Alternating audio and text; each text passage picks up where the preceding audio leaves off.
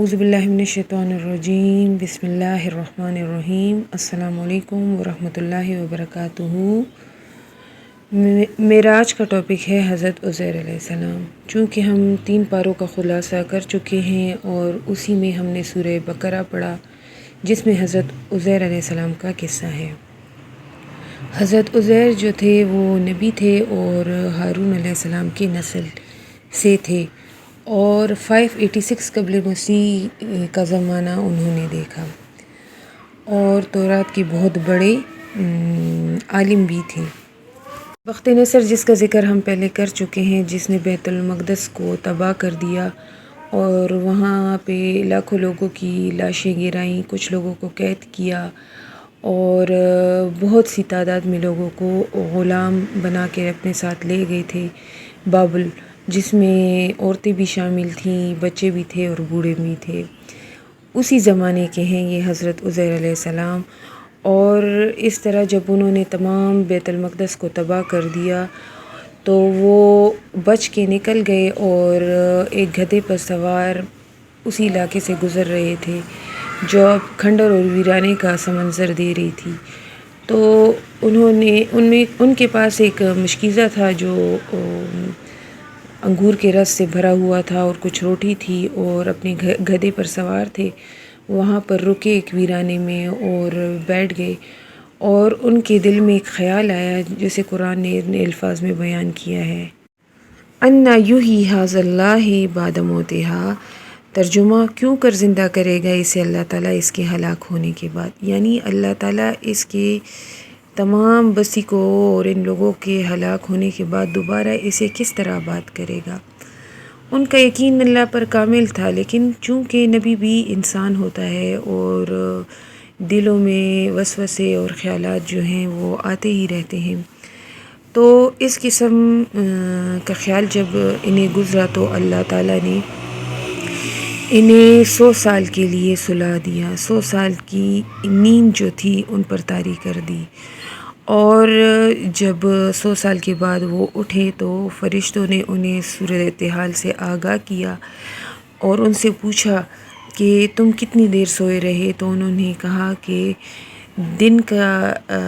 ایک حصہ یا اس سے کچھ زیادہ۔ پھر انہیں بتایا گیا کہ نہیں، تم 100 سال کی نیند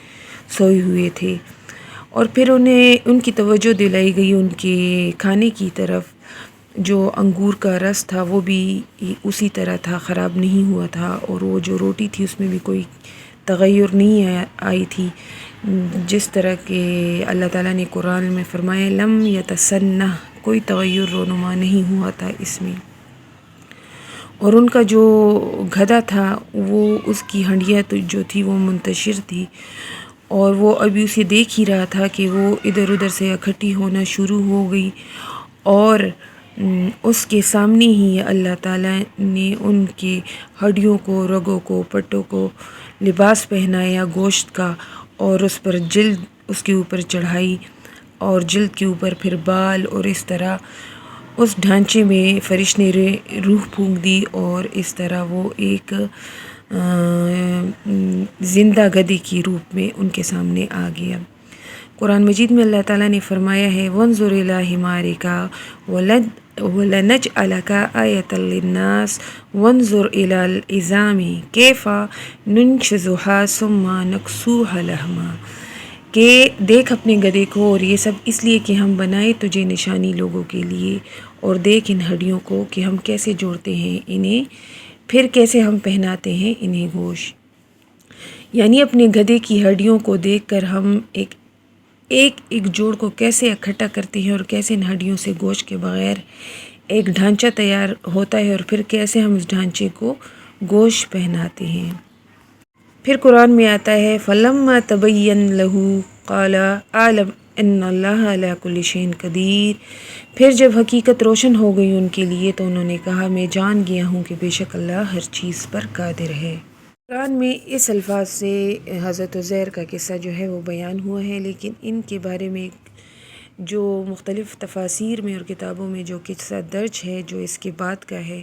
وہ میں آپ کو سنانا چاہوں گی، لیکن اس کے بارے میں میں یہ کہوں گی کہ نہ میں اس کے بارے میں یہ کہہ سکتی ہوں کہ یہ سچ ہے اور نہ یہ کہہ سکتی ہوں کہ جھوٹ ہے، لیکن تفاسیر میں اس قسم کا قصہ کچھ بیان ہوا ہے، اور چونکہ قرآن میں یہ الفاظ بیان نہیں ہوئے لیکن عام طور پہ ان کے بارے میں یہی قصہ مشہور ہے۔ کہتے ہیں جب 100 سال بعد وہ اپنے گھر پہنچا اور اپنی گھر کو تلاش کرتے کرتے اپنے گھر کے قریب پہنچا، وہاں پہ ایک بوڑھی عورت تھی جو نابینا تھی، اور اس نے پوچھا کہ حضرت عزیر علیہ السلام کا گھر یہی ہے؟ تو چونکہ وہ اس زمانے میں حضرت عزیر کے زمانے میں ایک چھوٹی سی بچی تھی، اور اب اس کی عمر 100 سال سے کہیں زیادہ تھی، اور کافی عرصے بعد انہوں نے حضرت عزیر کا نام سنا، تو انہوں نے کہا تم کیسے جانتے ہو حضرت عزیر کو؟ تو اس نے کہا کہ اس طرح میں حضرت عزیر علیہ السلام ہوں، اور مجھ پہ اللہ تعالیٰ نے 100 سال کی نیند طاری کر دی تھی، اور اب میں اپنے گھر آیا ہوں۔ تو اس پہ اس بڑھیا نے اسے کہا کہ چونکہ حضرت عزیر مستجاب الدعوات تھے، اور آپ میرے لیے دعا کریں اگر آپ سچ میں حضرت عزیر علیہ السلام ہیں، تو تاکہ میری بینائی جو ہے وہ واپس آ جائے۔ کہتے ہیں اسی طرح انہوں نے دعا کی اور ان کی بینائی واپس آ گئی، اور حضرت عزیر کا بیٹا جو تھا وہ بھی کچھ 110 سال کی عمر میں تھا، اور وہ اپنے قبیلے کا سردار بن چکا تھا، اور ان کے درمیان میں ہی بیٹھا ہوا تھا جب یہ بڑھیا گئی اور اس کی بینائی آ چکی تھی، اور انہوں نے ان کی طرف توجہ دلائی کہ دیکھو یہ تمہارے والد ہیں۔ حضرت عزیر جب 100 سال بعد اٹھے تو وہ اسی طرح 40 سال کی عمر میں تھے، اور ان کی داڑھی میں تھوڑی تھوڑی سی سفیدی، ہلکے سے سفیدی تھی، اور باقی وہ تندرست اور توانا تھے جس طرح عام طور میں 40 سال کی عمر میں مرد ہوتے ہیں۔ تو انہیں ان کی بات کا یقین نہ آیا۔ پھر حضرت عزیر کے بیٹے نے ان سے کہا، اس وقت نہ صرف حضرت عزیر کے بیٹے 110 سال کی عمر سے زیادہ تھے بلکہ ان کے پوتے جو تھے وہ بھی 80 سے زیادہ سال کی عمر میں تھے، اور حضرت عزیر جو تھے وہ کہتے ہیں کہ 40 سال کی عمر میں تھے۔ یہ بھی اللہ کی ایک بہت بڑی نشانی ہے۔ تو ان سے پوچھا گیا کہ میرے والد کے کندھے پر ایک نشان تھا جسے انہوں نے دکھانا چاہا، اور جب انہوں نے دیکھا تو وہی نشان اس کے کندھے پر تھا۔ پھر ان کے بیٹے نے اس سے پوچھا کہ میرے والد کو تمام تورات جو تھی وہ زبانی یاد تھی؟ تو جب حضرت عزیر علیہ السلام نے انہیں تمام تورات سنا دی تو انہوں نے پھر سوال کیا کہ میرے دادا نے تورات کے کچھ حصے کو بیت المقدس کے تباہ ہونے سے پہلے دفن کر دیا تھا، اور اس کا علم صرف میرے والد حضرت عزیر کو تھا۔ حضرت عزیر گئے اور جو ان کو علامات یاد تھے ان کی نشاندہی کی، اور وہاں سے تورات کے وہ حصے نکال دیے تھے جو کافی بوسیدہ بھی ہو گئے تھے۔ اس کے بعد ان سب کو یقین آ گیا کہ یہی حضرت عزیر علیہ السلام ہے، اور انہوں نے جتنی ان کی عمر تھی اس وقت تک اپنے دین کا کام جو ہے وہ سنبھالے رکھا، اور وہ چونکہ 40 سال کی عمر کے تھے اور اس وقت، اور ان کی بیٹے اور ان کے جو پوتے پوتیاں تھیں وہ ان سے کافی عرصہ 110 سال کی عمر سے زیادہ تھے۔ تو یہ قصہ جو ہے یہ میں نے آپ کو سنا دیا، جو کچھ تفاسیر میں بھی درج ہے اور بہت سی اسلامی کتابوں میں اس کا ذکر کیا گیا ہے، لیکن قرآن سے جو ہمارے پاس وہ جو قصہ ہے تو وہ میں نے پہلے آپ کو سنا دیا ہے، اور اس میں تو کوئی بھی شک نہیں کہ وہ اللہ کے نبی تھے،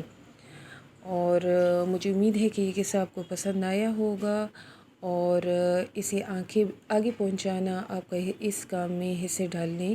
کے برابر ہوگا۔ وَمَا عَلَيْنَا إِلَّا الْبَلَاغُ۔ السلام علیکم ورحمۃ اللہ وبرکاتہ۔ قرآن میں